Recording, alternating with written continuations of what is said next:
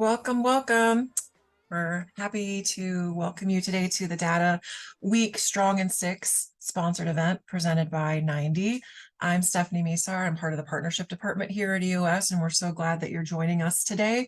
We're going to give it a few minutes here for people to pop on and join the event, and then we'll get started. We're so excited that you chose to spend some time with us here this morning. And we're looking forward to all the insight that you're going to get to strengthen your skills in one of our 6 components, that being data, as you know. So waiting for people to jump on here. Lots of people are joining us today. We're so excited to welcome you here. So we kicked off Strong in Six last year, and it was so great to see the enthusiasm and support. And it's grown over the past year since we had it up until this point now as well, having this as our 2nd annual Strong in Six campaign. We have some stellar programming going on across six total weeks for the 6 key components. And we're so excited to bring all this content to you. And we're super grateful for our partners who are sponsoring events as well to give you some additional thought leadership and insight into our 6 key components. Welcome, everybody. We're going to give some time again here just for a little bit for people to join us as they roll in here. Again, we're so very happy that you have chosen to spend some time with us. Again, I'm Stephanie Mesar. I'm here. I'm part of the partnership department here at EOS Worldwide. So I'll be your MC today and be the link in between all the content as you guys experience our sponsor event here presented by 90.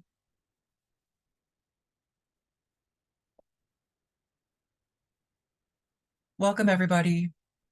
Keep on rolling in. I'm going to let you all join, get situated, get your cup of coffee or whatever beverage you're drinking this morning as you join.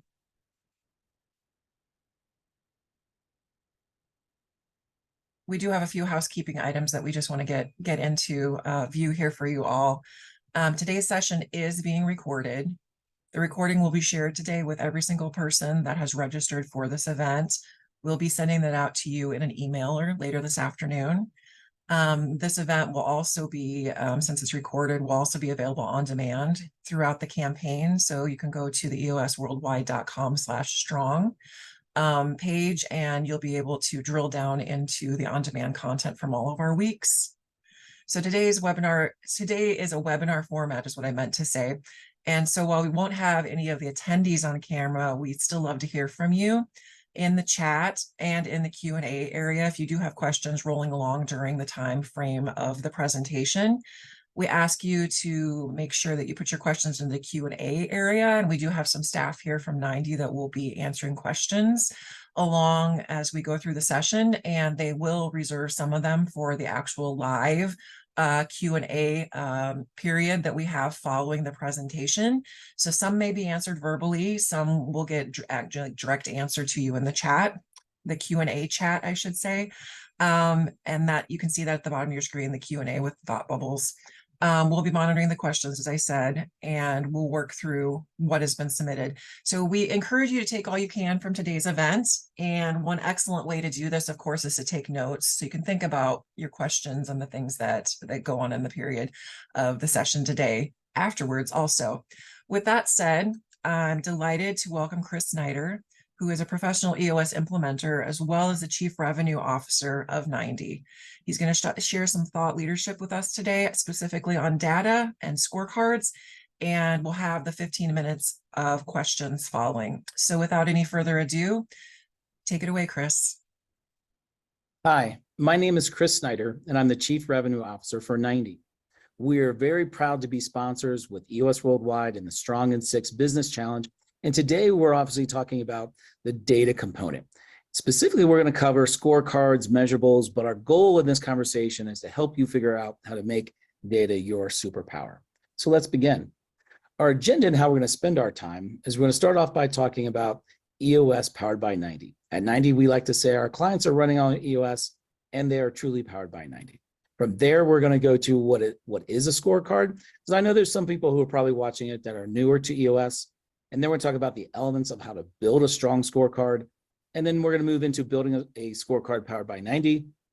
And then we're going to go into those scenario where we get to hear from an integrator, Chris Finnessy, who's a managing partner at Trellis Point, and kind of their path, their journey, and implementing EOS and how the scorecard, the data component all come together. And then finally, we'll end with our Q&A. So let's begin. EOS powered by 90. Our license relationship started in 2019, and we today are the only license provider of EOS software. We have 9,000 clients together inside of our software. About 50% of those are self-implementing, so they're using our tools without an EOS implementer, but they probably have an internal champion or coach that is spending time not only just reading the books, but going to some of the free tools that EOS Worldwide provides, as well as Basecamp, and then using our software to bring all that together. 80% of the EOS implementers, and there's about almost 700 of those today worldwide, are in the 90 referral program. That means they're actively referring clients to use our software in order to become strong in 6 across the key components. And then we love to point out that, as you're going to see some today, we have a fully integrated set of tools. So it makes it it makes it seamless to move back and forth between some of the tools. And we'll do that a little bit today. When we look at the scorecard and we talk about how issues sometimes come out of the scorecard, how we can easily seamlessly drop those into our issue list, and then we can start to IDS on them during our level 10 meeting. Finally, all meeting types are available to follow the EOS process inside of our software. So whether you're self-implementing or you're working with an implementer, it helps in that process, which is a great segue to what is the EOS process. So we're big advocates of the 90-minute meeting. So even if you're going to self-implement, this is a help first moment. There's, again, almost 700 implementers out there. They'll spend 90 minutes with you walking through, as you can see, the about us, the about you, the tools, the process. And really what they're trying to do is help understand the power of following this EOS proven process, which includes these 3 implementation days: the focus day, vision building day 1, vision building day 2. It's about a 60-day time frame because we have time and context-based learning. The reason I'm pointing this out is your journey as it relates to the scorecard begins in that focus day. So as we think about that opportunity to implement EOS, we want to start within that focus day, really starting to be able to find performance inside the operating system. That comes from us working on our accountability chart, understanding how we could create a 90-day world around rocks, right? And how we're headed with that. And then the meeting pulse, which is your weekly meeting. And then scorecard itself is where we start to line up all those 5 to 15 numbers that allow us to understand the health and performance of our organization on a weekly basis. So that's the EOS process. We're not going to spend more time on that during the 6 key components. I'm sure lots of other folks have spent time on how to bring all this together. So what is a scorecard? So we think it's 5 to 15 action-based numbers. We start at the leadership team level, because as goes the leadership team, so goes the rest of the organization. One of my favorite analogies when we're coaching with teams to build good scorecards is we like to think about driving a car. So when you're driving a car, you're looking out the windshield. That's forward facing, right? That's a leading. You got to see where you're going, right? Sometimes you do look behind you. Those are your rear view mirrors, right? Maybe your side mirrors. Proportionally, when you think about the size of the windshield to the size of your rear view mirror, that gives you a sense if you've got 15 numbers, maybe 2 of those, maybe as high as 3 are lagging indicators, meaning that that's what's happened behind us. These numbers, we want to be action oriented, looking towards the future, right? Helping us navigate to the goal set for that 90-day world, that quarter that you're in. And we're going to use those on a weekly basis to know if we're on track, off track. If we're off track, we're going to drop it into our issues list. Otherwise, we're going to keep moving forward. Now, how do you know that you're actually getting a really strong, powerful scorecard? We like to think about it if you had only one piece of information, which was your scorecard on a weekly basis as a leader in the business. Let's say you're off the grid. You know, historically, I think we said deserted island, but even those don't feel off the grid anymore. So you're off the grid. You can't get communication except for the scorecard. If you could get the scorecard and you can feel the health and the pulse of the business, now we think we have a performing and a strong scorecard.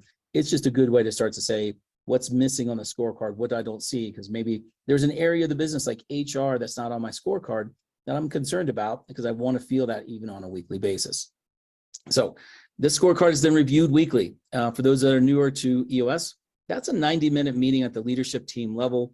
And we're going to have we're not going to go through level 10 today, but it's one of the segments of the level 10. We spent about 5 minutes looking at the numbers. And again, if it's off track, we're going to go ahead and just drop it as an issue so we can deal with it when we get to the issue solving area. And what we do is we do IDS, which is identify, discuss, and solve. So the elements of building a scorecard, we want to keep it simple, especially when we start. We're going to think about the measurable, the number that we're solving for, and who's the most accountable. How does it link back to their accountability chart? And that's their who. The measurable itself, we want to actually have a really functional title. We want it to be such that people can look at it and they know what we mean. Sometimes people get a little wordy on their titles. We don't want to do that. We want to have a clean measurable. And then there's going to be a goal. That's a weekly goal that we're going to set up. And then there's dates, right? So on average, it's 13 weeks in a quarter. So we're going to set it up to be able to see across those 13 weeks, measured every week. And then we're going to look for the performance of it. Sometimes we'll start to see trends in how the numbers ebb and flow on any given quarter. That might be a little bit seasonal in its nature, but most likely there's something else going on there, which is why we start to actually issue solve on the scorecard. So that's what a scorecard is. Let's talk about some of the elements of building a strong scorecard. I think I missed this in my intro. I've been an EOS implementer since 2018. I've worked with over 50 companies. And when we've done the scorecard, these are some of the lessons learned that's come out of it for me. I think has also been shared inside the EOS implementer community quite often as well. So the first one is we want to identify these activity-based key metrics and mission critical numbers, right? So our scorecard that we're working on building, we're talking about today, is not about Power BI and OKRs and KPIs and EIEIOs, right? Like we're really looking for our mission critical numbers. These numbers already exist in your business. Now, you may have trouble measuring some of them on a weekly basis because you haven't thought of it that way before, but we can talk more about how we break down those numbers into a weekly basis such that you can start to really follow those mission critical activity-based leading numbers. Each week when you're doing your scorecard, we want to look for the learning in the numbers. This gets to that point where we're a little bit disappointed in our own performance. We know it's off track.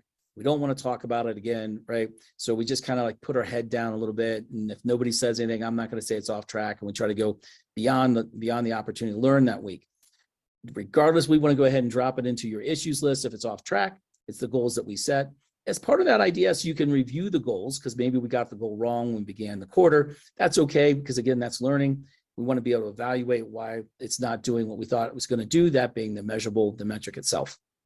Third one I love to call out is measurables are often linked to core processes. It's part of the EOS process. We like to say that there's 8 to 14 core processes inside your business. You've got an HR process, you've got a sales process, a marketing process. So when you're building your scorecard, I like to think about those core processes, even if I haven't fully identified them yet. And I want to go through them and think about, gosh, if I have talking about HR and I'm a growth organization, do I have a 1 or 2, maybe 3 numbers from the talent funnel that are coming through that help us understand how we're hiring and how we're in a position to satisfy the success we're having on sales and marketing side. So just think through the core processes that you have inside your businesses, and maybe you'll find some numbers there that are part of that critical set that you need for the quarter.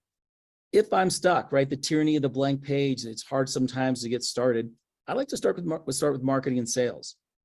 Most of the clients I've coached have a good handle on their funnel, if you will.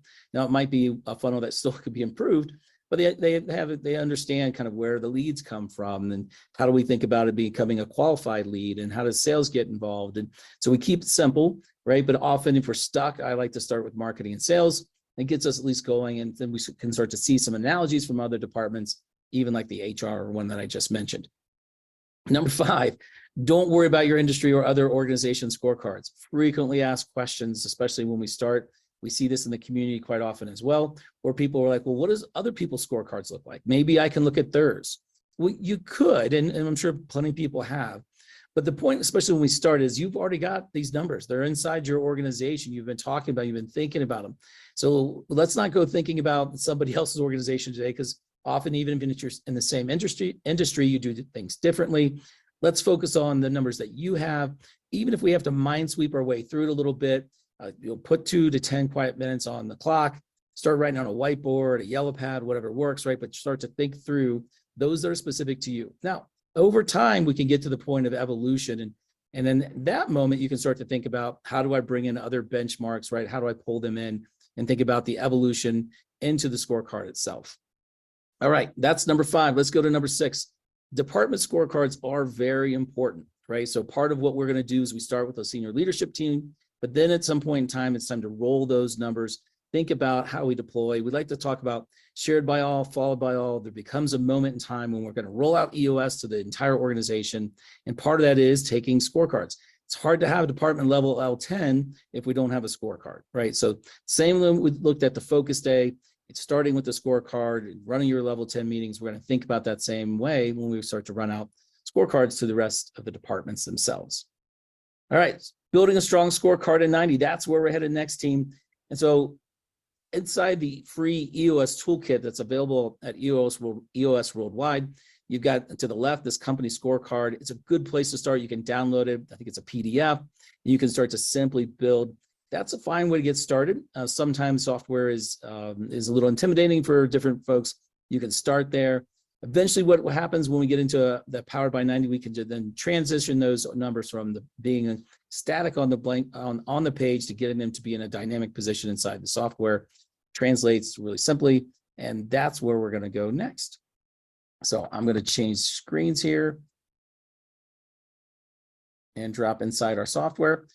All right, team, as we take a look at this, what you're going to figure out hopefully really quickly is this is demo data. I did not go inside a customer. That would not be an appropriate way to do it. So we got a pretend organization here called N&K. I've opened it up. The left hand is the navigation inside the software. So I went right to the scorecard tab. And what you can start to see on the page is the elements are very similar to what we talked about before. I've got the owner, right, who is the kind of picture of the face you see here on the left-hand side. I've got the title of the measurable.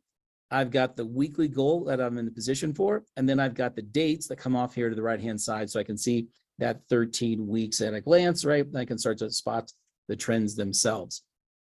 So once we, you'll also notice, by the way, these are the 7 measurables that come out of what the heck is EOS. So I just took and borrowed those, thought that'd be fun to put them inside. And obviously the data set's fake, but we can look at something, an example like website visits here. You can see my goal is to be greater than 1,000 each week. Last week we were at 950. So it's off track. If I was simulating an L10 meeting, I can easily click inside this website visits, right? And I would go here. It would open up to my navigation. I can come to this area here called more actions. One more click, I can make it an issue. I can see the issue itself, and I'm just going to go ahead. If I create issue, it's going to drop it into our leadership team. And then when we get there, we can do that. I can even do something like just go ahead and call this off track. That way I remember why it's there, when it gets there, and I'm going to go drop it there. So for those of you who are newer to seeing the software, where did it go? Well, on the left-hand side, you're going to see this navigation called issues. Again, if we were inside of a level 10 meeting, it would actually be running itself. And when eventually we got there, it would be there. So here it sits, it's got the data, it's already transitioned. This is a good example of how the tools are linked together, the scorecard and the issue solving, issue tracking area, such that we can IDS when we get there. Just a couple clicks and it moves the data around and you have the information where you want it, when you need it. And obviously it makes for running more efficient meetings, especially when we're talking about scorecard. So back to my scorecard. One of the things you'll notice as we take a look at this, we've got it set up. If you wanted to, you could actually do averages and totals. That's not kind of out of the box EOS thinking. It's probably more for the evolution as an organization. So I would say, keep it simple, keep it powerful. But I do want to go into the department side. So this is our leadership team, right? Let's just go look at the accountability chart. It'll help for a second. So here's our accountability chart. We drop down. This is that everybody here is on the leadership team. We got sales and marketing. So we went ahead and we built out a sales and marketing team inside the software. Go back to my scorecard. I can see that I've got, this is Jono, who's our marketing leader. Come over here. Here's my sales and marketing team. What you'll notice right away is that we've got a blank scorecard, right? So it starts off blank and then we get to populate. That last one I kind of preloaded for us so we could have the visual coming into it. I can simply come to add a measurable. And if I go to add an existing measurable, because I know some of these measurables are existing because they're already on the leadership team scorecard, I can come through here and say, okay, which ones seem are related to sales and marketing? Obviously, number of sales appointments, that seems right. Qualified leads, that feels right. Maybe website visits. These are already existing on that leadership team scorecard. So I'm going to go ahead and save, and it's going to pull out right away. Now, what you'll see is this is the website visits one that we dropped down earlier. So if there's data already on one scorecard, like the leadership level, I can just select those same measurables, right? And it starts to build the scorecard right away for me. So you can see how it saves time. And then anytime I enter a number in on one scorecard, it will populate into the other as long as they're linked through the measurable, right? And the same owner that we have over here to the left-hand side. That makes it really powerful. So it's very easy to build. Maybe I want to add a net new one. I come over to create and add new measurable. I love the fact that it then says, okay, who's my owner? I'm going to go back to sales and marketing. Then I'm going to think about what's my title. Since we had marketing qualified, let's do sales qualified leads. And if I wanted to have 10 on the marketing side a week, I'm going to say it's a number. I'm going to say there's going to be 5 because there's some drop off. There's my greater than equal to. Then going to come through here and save. Now you can see it generates it. That's the goal up. It goes ahead and pre-populates the dates. There's no data we haven't loaded data yet, so it can't have data. But obviously it's as easy as putting in, okay, last week, I'm making this up a little bit, right? Last week we had 6, right? And so it's going to come out, it's green, but I could go through and back build my trends for the period since I just added that one to it. And so that's how we're starting to build department scorecards. Once you set up teams, it's very quick. It's literally 2 or 3 clicks of a button. You populate it. You could have obviously started from the EOS Worldwide PDF that works too, right? As we feed the data into the system.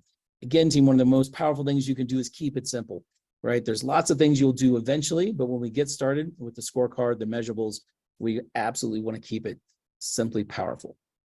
All right, that's going to take us back. That's how we build scorecards. We think about data inside 90. I'm going to go ahead back to our presentation. So here's where we're going next. We're going to talk with Chris Finnessy. Chris is a managing partner of Trellis Point. He is their integrator. He's been running on EOS powered by 90 for about 4 years, has lots of exciting things to share. Looking forward to our conversation with Chris. Let's go ahead and get started. All right, Chris. Well, I appreciate you spending some time with me today to talk about being strong in 6 across the data component and getting into how Trellis Point, yourself, the whole team, that they run scorecard measurables and really feel the power of that key component. So if you're good, what would you start tell us a little bit about yourself and Trellis Point before we get into the EOS side? Yeah, thanks. So Chris Finnessy, obviously I'm a founding partner with Trellis Point. Trellis Point has been around for 14 years now. We are a Dynamics 365, so it's the Microsoft solution that we implement, consulting firm based in Cleveland, Ohio, with offices in Cincinnati and Louisville, working with clients all around the country and internationally in the implementation and deployment and support of the Microsoft Dynamics solution, traditionally CRM, but now doing a lot of Power Platform and development with the solution and making sure that when the companies implement it, they are really doing it for the benefit of themselves and for the organization. And they're really what we call the business why, achieving the business why for the organization, that they're not just think that they're going to implement this solution and see a sales increase of 25%, right?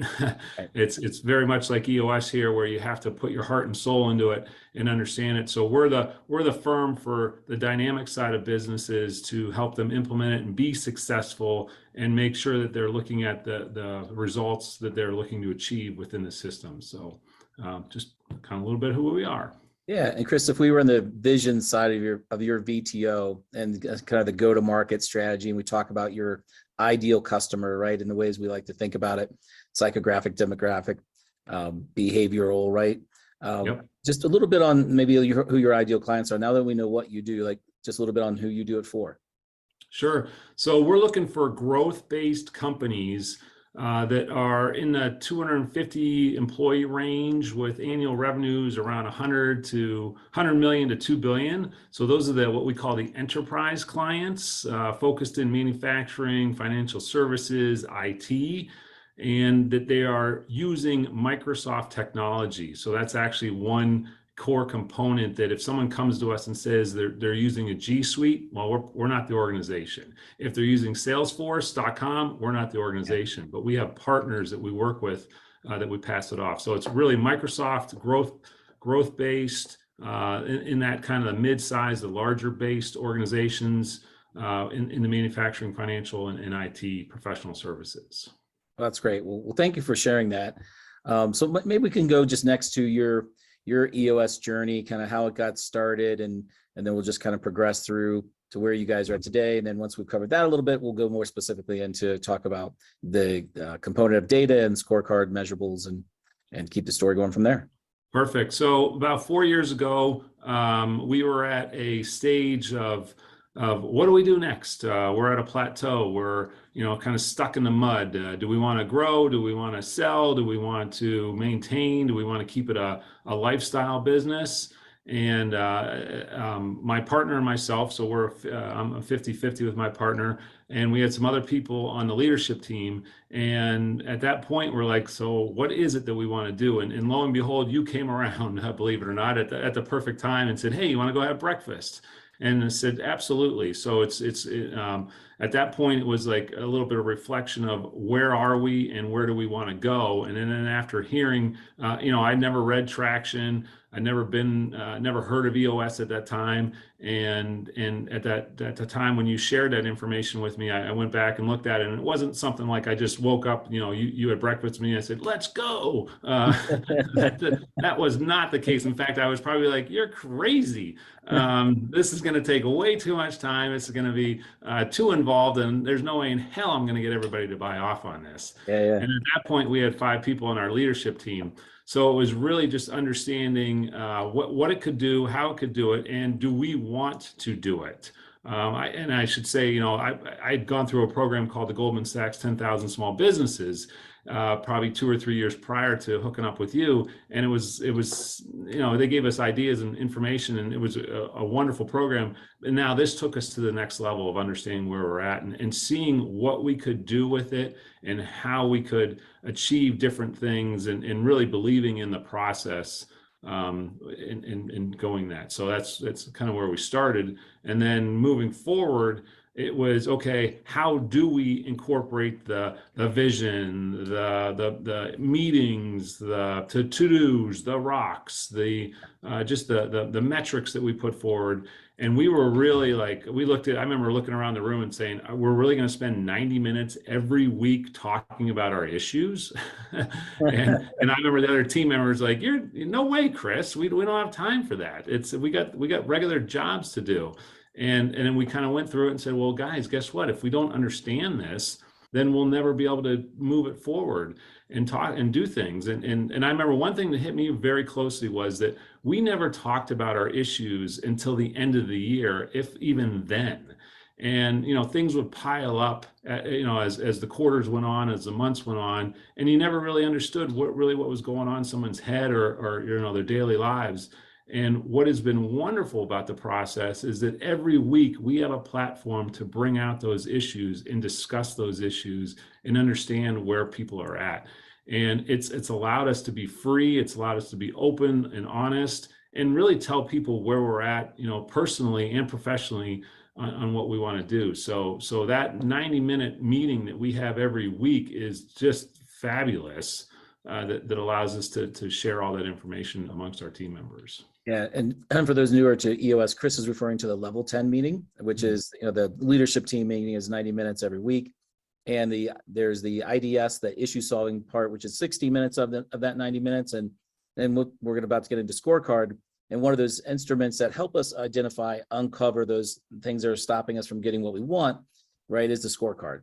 And Chris, it's hard when you start with the Scorecard, right? Not just to sit in the Scorecard and talk about it versus dropping it down, right?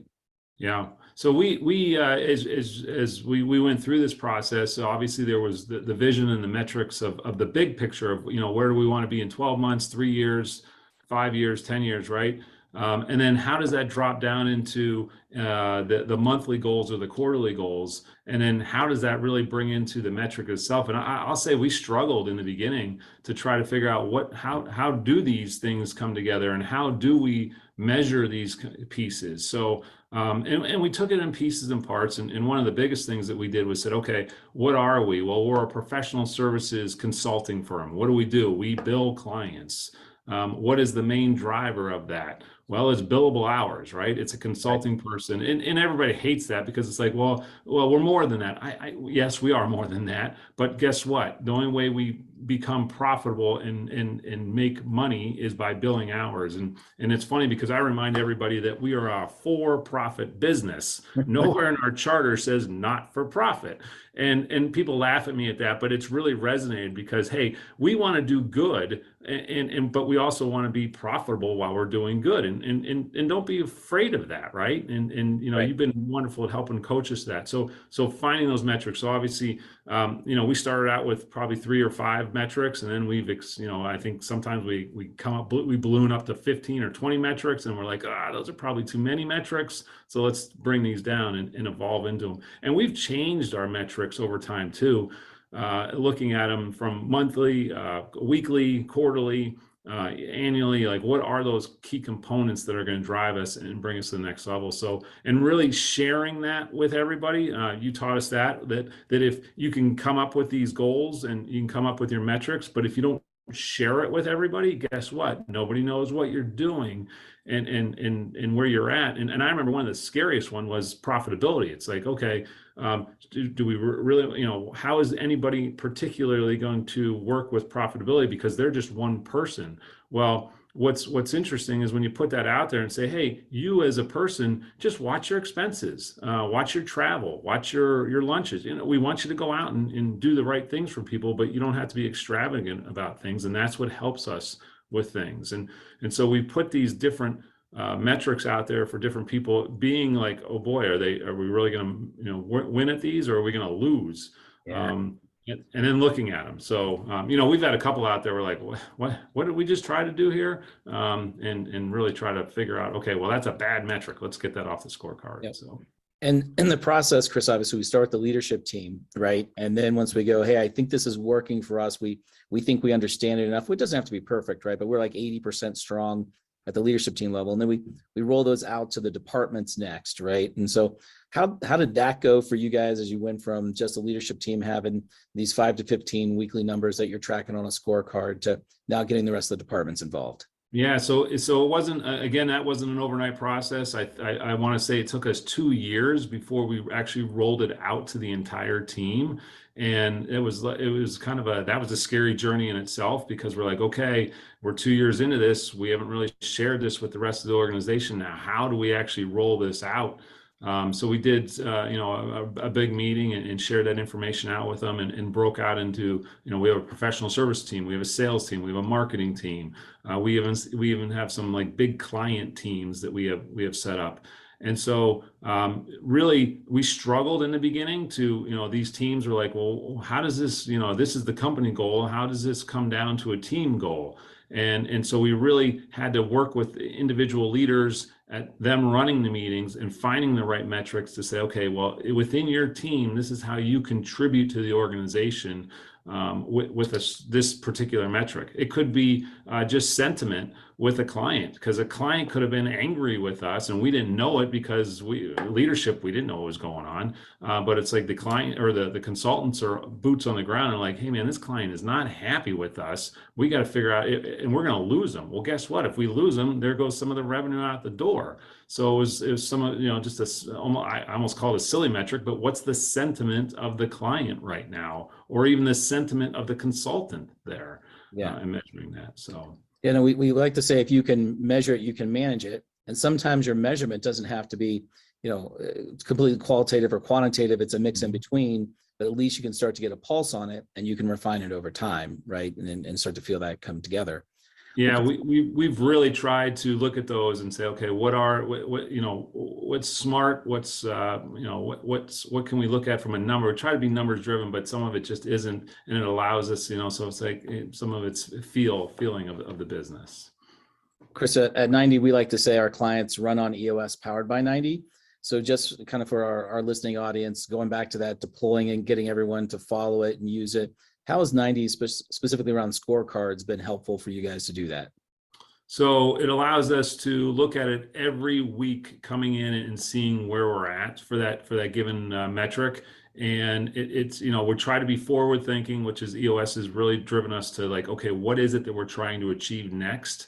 Some of it feels backward driven, but it's quick, right? So if one of our measurables is billable hours, and we have to bill 800 hours in a week, right? But across everybody, or 1,000 hours, are we on target? And it quickly tells us the picture of where we're at. Is it because we had people on PTO? Is it because there was a holiday in the week? Is it, certain some crisis happened that we weren't aware of, right? So it really helps us look at that on a weekly basis to say, okay, because we come in as a leadership and say, where are we at? Our teams come in and say, okay, did they hit their goals? And it really stares at your face in our weekly L10s to really understand where we are at and looking at that. So and then when we get to the quarterlies, we understand, okay, hey, we had the right goals in place, or we look back and say, maybe this goal wasn't really the right thing. Let's look at something different. So it really drives us every week to look at that and put that information in. Yeah, and you did a good job of talking about if you've got a good vision and you've got your VTO and you understand your 3-year picture, which is directional in its nature, you've got your 1-year plan, but then you're out there living in a 90-day world, right? Mm-hmm. And I think part of the challenge sometimes of building great, strong scorecards is breaking down something into a weekly basis, right? Yes. And going, hey, it's got to be activity based, but you don't know when you first start on some of those numbers what it's going to be like weekly, right? Until you start to measure it. Yeah, and we had a challenge. You were with us through this journey of what we called recurring revenue, and just we actually put a rock together in regards to looking at that and said, okay, we actually had a goal in there that says, hey, we wanted to bring on so many recurring revenue clients on a weekly, or actually it was a monthly basis at that point, and we just really went through it and said, okay, where is this goal heading? How is it impacting our business? How are we looking at it to really understand what it's going to do for us? And we ended up looking at it and saying, okay, what the market says and what we do are two different things. So let's actually get rid of this let's get rid of this metric, and then let's reevaluate this as a long-term issue and figure out how this impacts us as a business. So we've driven it down to that and been better at it. We still got a lot of ways to go, but I feel like in the 4 years we've been able to achieve a lot of that. Yeah. Exciting there. I got 2 more things for you because I really appreciate your time. You kind of hinted at this, but it is one of the core tenets here is that everyone should have at least one number, right? We understand it in accountability chart, right? But it's also comes across and how do we know if we're winning or learning in the week? How did that evolution go for Trellis Point to get everyone to really anchor to at least one number, right, that they own? Yeah. So we're still striving for that. Teams right now, every team has a number, and we've really honed in on, okay, how does the team number impact, and how does the individual then get to the team? So we've actually gone down into the individuals and said, okay, you individual, tell us what you think you do. So really looking at the individual person and saying, help us determine what it is that you can do individual. And again, I'll go back to the professional services firm. The biggest number we have is each individual having a billable goal per week, right? And even that can be challenging and say, okay, you may be off. Let's take it to a month level so that you're not because if you want to take PO, take PTO. Don't be stressed out about that. But let's make up those numbers throughout the month so that we can work with that. So I would say it's really what we've really been able to do now, because first we just took it at the company level, then we took it to the team level, and now we're taking it down to the actual individual and say, okay, individual, this is really what you do, and tell us. We do not want to be the dictator. Obviously, we're going to lean into certain things and say, guess what? This is where certain things go, but you as an individual need to own that information. So we're not there 100%, but we're much better 4 years into it than we were in the beginning. Yeah, and I think one of these things, Chris, we like to say that even as EOS implementers, we work with clients 18, 24 months to really get strong across the 6 key components. But it's a forever work, right? I mean, it's not like even after 2 years and you guys, I want to plug you here a little bit. You just did the org checkup right across the whole organization, and your average score was 9 or 87% when we did the org checkup. Yes. And that's really how we know we're getting strong across those 6 key components, is by using that EOS org checkup. Well, Chris, we didn't say this, and this is an important tenet as well on a scorecard, is the leadership team scorecard has to have one owner. And often that one owner, so everyone it could be accountable for a measurable, but there is one owner, somebody who has to really feel accountability to the total. Most of the time that goes with whoever sits in the integrator seat. And at Trellis Point, you have the pleasure of sitting in the integrator seat, right? That's me. That's you. And you do a fabulous job. But as you know, any words of wisdom for our viewers here on being the integrator who owns the leadership level scorecard? I would say persistence, reviewing it. Don't take the weeks off. Don't take the months off. Don't let people sit on good success, and constantly look at it, constantly evaluate it, and drive those people. Because you, as the integrator, we have, one of our core values is don't take plays off, right? And people are always like, oh, we did great this quarter. Let's take this week off. We don't need this meeting this week. And I remind people, guess what? We have more things to do, more successes to achieve. And so it's really me being that persistent, always there, always on, even though some days I'm like, I just don't feel like it, but I know that if I'm not doing it, there's nobody behind me other than maybe you bugging me, and pushing us. But literally, the integrator, your position is to make sure that you're moving forward all the time, every day. So yeah, that's my advice there. Well, and I love how you took the core value as part of the feedback loop, right? Which was how we believe, right? Because those core values are how we believe and how we behave. And when we're off a little bit, it helps just to remind us of that, right? And how we get back into that level of accountability. And it's great because you know what? Someone looks at it and says, well, guess what? I helped you write those core values. So I know exactly where you're coming from. And I got nothing to say other than let's move forward. Let's go on. So it's good stuff. Awesome. Well, Chris, this has been a pleasure. I think I love the way you began telling your story, because so often people, they think about EOS initially as going to be an overhead versus leverage, right? And I think you guys have done a great job. Sometimes we have to slow down to speed up, but because you have to do the implementation, you got to do the right work, but then you start to feel it. And you don't have to give numbers here, but even if you want to say percentage growth from when you started EOS to where we're at today, what do you think that percentage growth has been? Oh God, I can say that we're well over 25% annually, right? Every year over year. So we wouldn't be where we're at without EOS, and I say that truly coming from my heart, that this process has driven us to a different level. It keeps us accountable, keeps me accountable. It allows us to move forward with the things that we want to do, and not go off in little crazy tangents, because there's little things that come in the side of my head like, hey, what if we did this, or what if we did that, and this keeps us on track, and it aligns us with our goals. So own it, and when you own it, you earn it, and when you earn it, you get to do much better things and more fun things with your time. So yeah. Well, Chris, in conclusion, I'm grateful. Thank you for taking the time. Thank you and Trellis Point for being a company that runs on EOS powered by 90. It means a lot. Yeah, this is great. Thank you. Appreciate it. And everybody, hopefully it drives you to the next level as well. Awesome.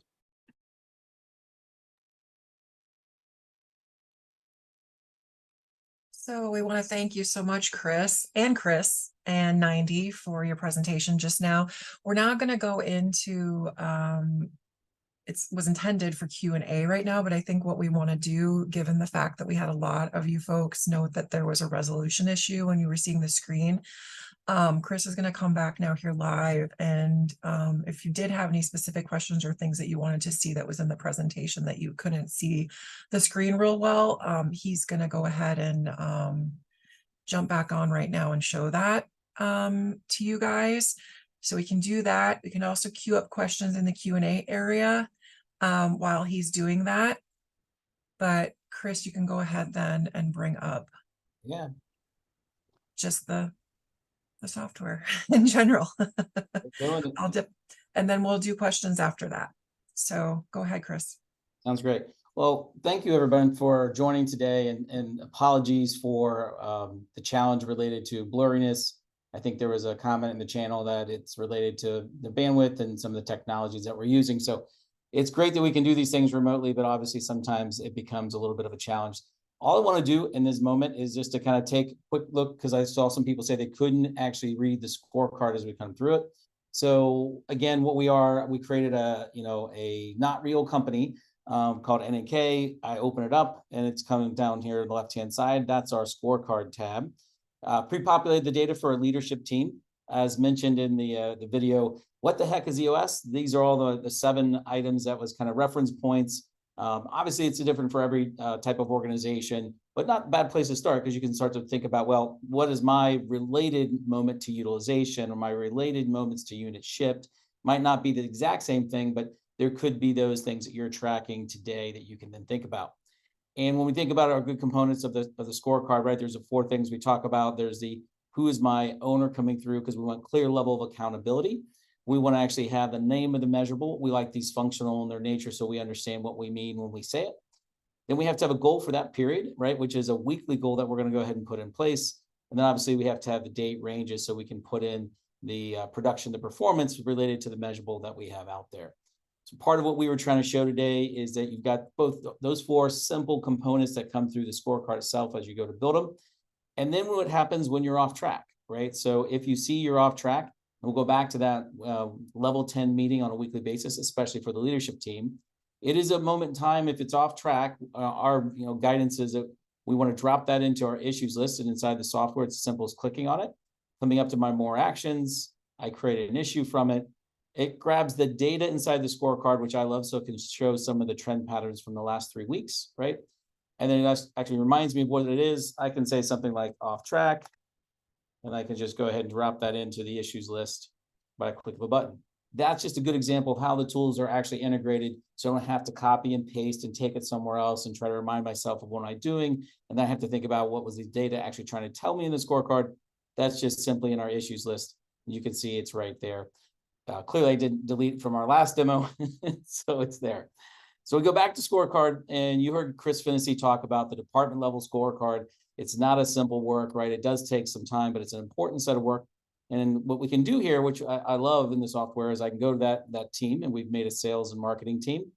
And because we've already put the measurables in the system at the leadership team level, it's really convenient for me to go add an existing measurable. This is what we were trying to show. I can come through and say which one of these actually are related to the scorecard I want to build from a marketing and sales perspective.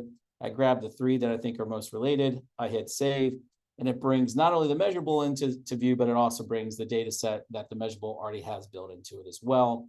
Once I've identified other measurables I'd like to add, it's a different click. It's a click here. We got to create a new measurable. And the one I created on the video was to come down to sales and marketing, make sure I've got the good owner, which is John in our case.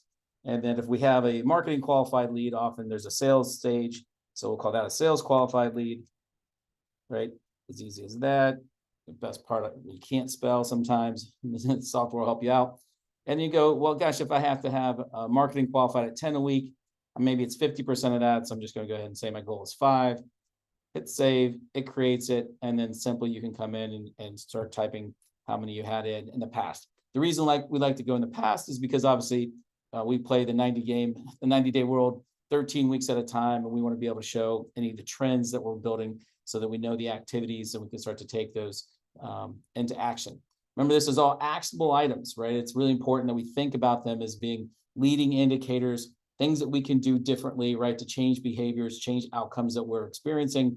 So we set those goals on a quarterly basis, then we allow our scorecard to be very simply powerful so that we can make data our superpower.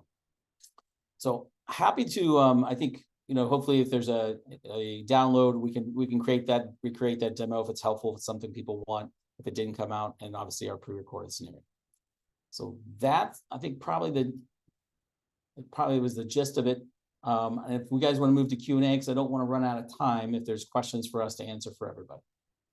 Hey, Chris, we got a couple questions coming in, actually. So one that just came through the chat was, how can you have the same measurables available on weekly, monthly, quarterly, and annual scorecards?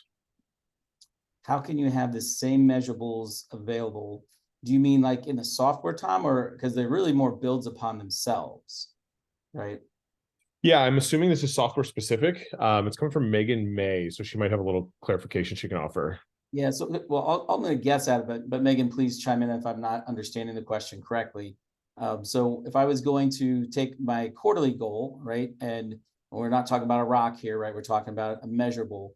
And then I wanted to start to break it down because you can't just probably drop in. I'd work backward. Here's what I want to have that for the quarter. Then I'm going to chunk at it and go take a step back and go, what if that's to be true by the end of the quarter? What needs to be true on a monthly basis? And there might be a build to it. So it's not every month is the same, right? But I want to think about it on a monthly basis. Once I've got my months established, I can start to think about the week set of actions, and I can build that out from kind of building it back from the goal, and then making sure it's logical in its nature as I come through, and the monthly / weekly basis build. So Tom, hopefully I got that in the right understanding, but start with the end in mind and sometimes work your way backwards if it's if you're trying to build a quarterly, monthly, weekly goal set. Other questions? So another one that we got coming in is, do all the scorecard numbers, are they hard coded, or can it integrate to an external data source like a Google Sheet, or I'm assuming some other like QuickBooks and platforms like that? Yeah, Tom, we get this really often. So the first thing I would say is don't even try to do that until you actually get the data set right. Meaning that you found that it's 5 to 15, high performing numbers. I often find myself in a juice and a squeeze moment. So you can do those things. At 90, as an example, all of our scorecard information that we have is integrated. But my good guidance there is those things tend to break at times, right? Whether you're using a third party like Zapier technology, or you're doing an integration into 90 itself, those things tend to break. So it better be really worth 5 to 15 numbers at the leadership team side, and then how it depends on how many departments you have, to make sure that the juice and the squeeze is worth the work to actually get the integration. I will plug and say that we have the ability to do, if you have a third-party set, let's call it a Microsoft Power BI dashboard, that you can, if it has a URL, which they do, we can actually, in our custom meeting, we can actually just, instead of seeing the scorecard I just showed you, we can just use a custom meeting, drop that URL in. And so when you're running the level 10 meeting, you get to scorecard, you'll see your Power BI dashboard, right? Now that works just fine. So you don't have to do like a hard integration, because again, those things tend to have maintenance to them. But if you do that, just please make sure that it is still those actionable, measurable items that really are driving your performance. I've seen it just too many times where they think more data is better than less, and unfortunately, it's not the right data. So just keep it powerfully simple, and you can make it work with even a third-party technology. So Nathaniel Cooper just asked us that, do you prioritize data that focuses on the company, or data that helps manage the individual's kind of company metrics versus individual accountability? Well, focus is a great term, right? I think where we start is at the, because we start this work on the focus day, we start looking at really kind of the company goals and what needs to get done that stands in our way to get to that goal. It will, let's just go down to one that we talked about. How about number of sales appointments? So number of sales appointments is probably a total number at the company level. But then if I dropped into the department scorecard, I might see the individual contributors to that number, right? And then I could have an individual scorecard where the individual's tracking their number of sales appointments, and the software just rolls all those things up. So you don't have to do manual calculations. It's basically just a SMART goal. So I can have individual contributions that go to the department, and the department aggregates to it. So you wouldn't really want at the leadership team line item, maybe there's 3 to 5 salespeople, right? All their number of sales appointments, that would be clutter. So that's why it's designed the way to be able to roll it up from individual to department to the actual leadership team. Other questions, Tom? So I actually really like this one. It's coming from Peter. He said, what is the cost of 90 software? How long does it take to implement? What kind of support, tech, and additional training do you guys offer? How many upgrades to the 90 software are there? And will there be fees associated for these upgrades? Tom, don't go away, because I didn't write all those down. You gotta give me one at a time. Love you, Peter. You're a high fact finder. Let's go. How much does it cost? Yeah, so the pricing starts at $16 a seat. There's tiers, and the price goes down.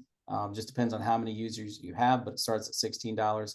Think of the first price break, Tom's like at 25, and then it just starts dropping from there. Our goal is to not have to be the cost prohibitive. And I think if you look at, this compared to, I don't know, Salesforce, HubSpot, right? Any of the types of those tools and the outcomes that you derive, it's really not only a time saver, but it's a decision saver, right? I think often when we don't have the right data in the right places, people are making the wrong decisions. All right, number 2. How long does it take to implement 90 into your business? Yeah, so it follows EOS. So I'm going to play it 2 different ways, Tom. So if you're implementing 90 in EOS at the same time, it's just going to follow along with the cycle of implementation that you have with EOS. So we like to implement EOS within a 60-day time horizon. And that really just gets you that EOS process that we saw in the video, right? Where you're going to get the foundational tools in that focus day. You're going to get your VTO populated. Your accountability chart's going to be built. And that's kind of wave 1 of the implementation. Then you go into a quarterly pulsing where you're starting to roll that out through the rest of the organization. You heard Chris Finney say they've been at it 4 years in evolution. They just keep getting deeper and better with the tool set. So it is a forever work, not just the implementation of 90, but of running your company 80 to 100% strong. How quickly to get started? Minutes, right? So you just saw how quickly I can build scorecards out. If you've already got your EOS tool set built, maybe it's sitting on PDFs or a spreadsheet that you've made. It does not take long at all to transfer that information. We'll actually, if you've got it in a spreadsheet, you can send it to us at 90 and we'll just upload all your data for you. That's no cost to do that because we obviously want you to get up and running and start to experience the power of running on EOS at 90. The next one. So what kind of support from a tech perspective and additional training does 90 offer? Yeah, so, and I want this to be some clarity. We don't do EOS training, right? We do 90, how to run on the software, right? And so where all the features and functions live, if you're running on EOS, that's what we've got onboarding specialists, right? That when you come through your free trial for 30 days, you're engaging with them to make sure that you understand how to get your EOS tools set up inside of our software. And then once you're done with that, you get a customer success manager, which will help you kind of through your rollout period if you have questions about how the tools will deploy inside the software. That's all no cost there. I think your next one, Tom, was upgrades to the software. Yep. And then fees for upgrades. Yep. So no fees for upgrades. We're doing 2-week cycle releases. So we just went through, Tom and I got to see some really exciting stuff from the product team yesterday or the day before, Tom.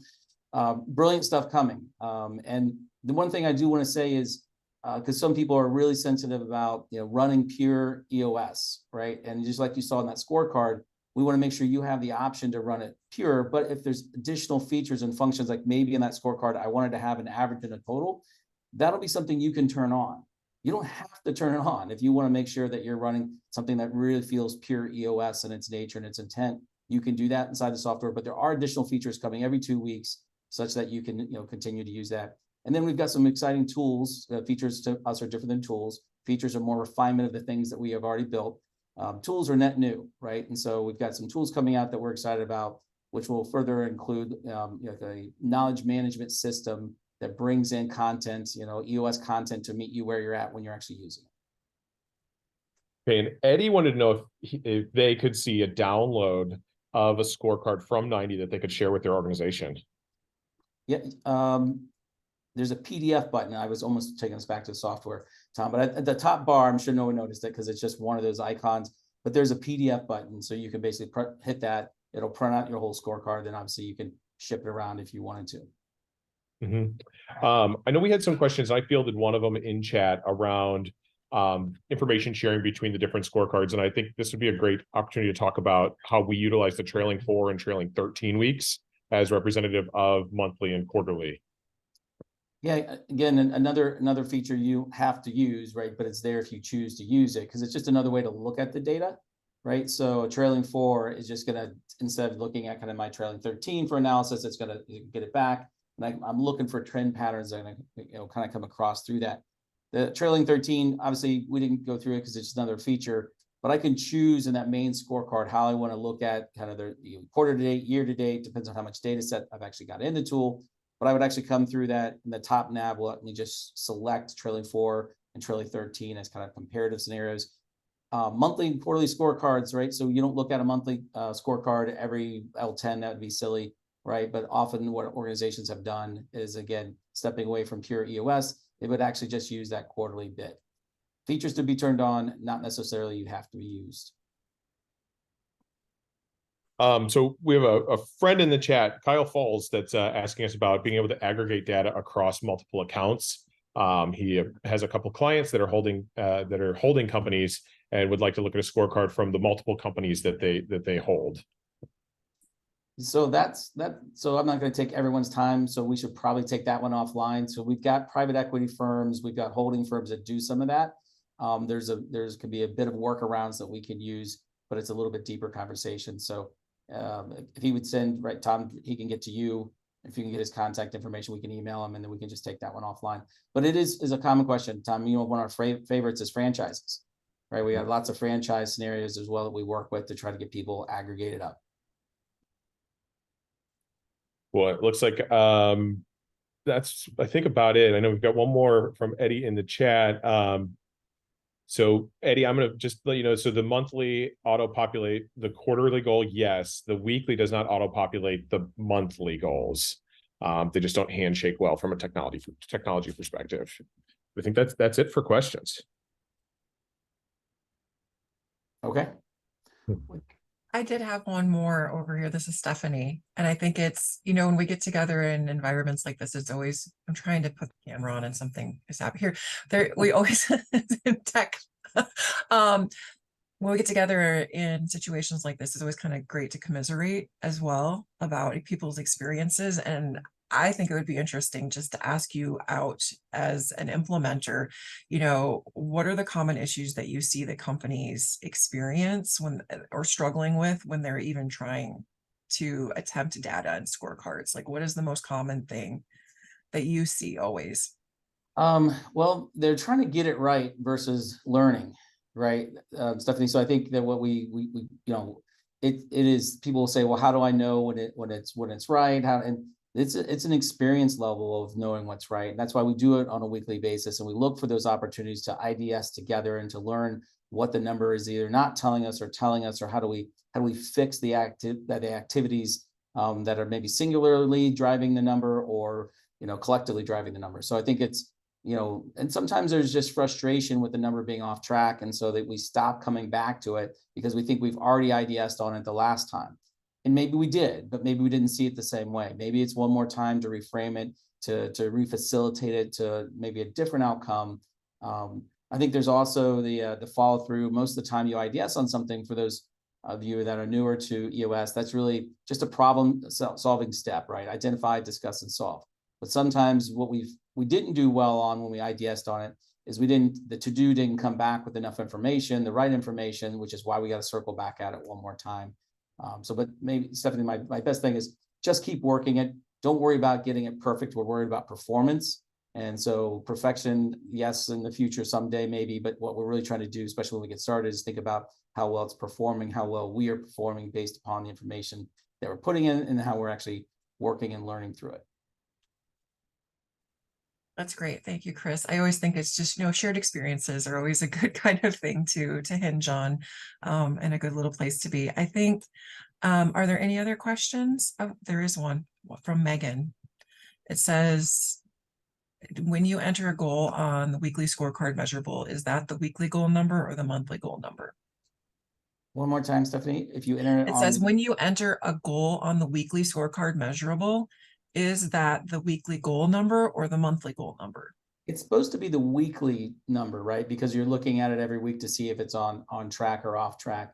Our software does, just based upon what people have requested, have the ability to put in what the quarterly goal is, right? And then you can build within each cell, kind of like Excel does. You can have SMART goals inside the goal if you're not going to choose to do a weekly goal.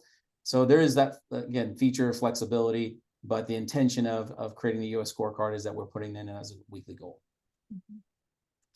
Okay, well, I think that's it that we got for questions today. We want to thank you guys again at 90, Chris in particular, for presenting to us today and answering the questions. Thank you so much for your support of EOS and the EOS community and everything you do with us as partners and sponsors. We do have everybody that's attending still. We do have and you may have already taken it because we put the code up a little earlier. It was a link for a survey because we want to hear everybody's voice of what you think of the session and how it went. So if you didn't already click on that link that Cece had put in the chat, feel free to go ahead and scan this QR code, and that will also take you to the survey. And again, we want to thank you so much for joining today. It really means the world to us that you are taking part in Strong in Six. And again, thanks 90 and Chris. And we just want you all to have a really great day. Take care. Stephanie, I got one more for you. Oh, I think in our communication for the self-implementers out there that come into a trial with 90 and they have 3 or more users they put into the trial, that we actually at 90 are going to sponsor 1 month of Basecamp. When Basecamp is the learning management system that EOS has, right? So for those self-implementers that come into trial, if you have 3 or more users you put in there, remember the trial is free for 30 days. So we're also going to give you a month of Basecamp to correlate with that. And Basecamp is great because it has videos from EOS Worldwide and other content that helps you begin your implementation process. So we'll follow up, I'm sure, Stephanie, in campaign wise, just to reiterate that, but I should have done a better job mentioning that earlier. no, it's okay. We will be communicating with attendees about what you just described to everybody with Strong in Six registrations. So thank you for bringing that up. More on that, everyone, will be in your inbox. But again, thank you so much to everybody and have a great afternoon. Thank you. Bye-bye.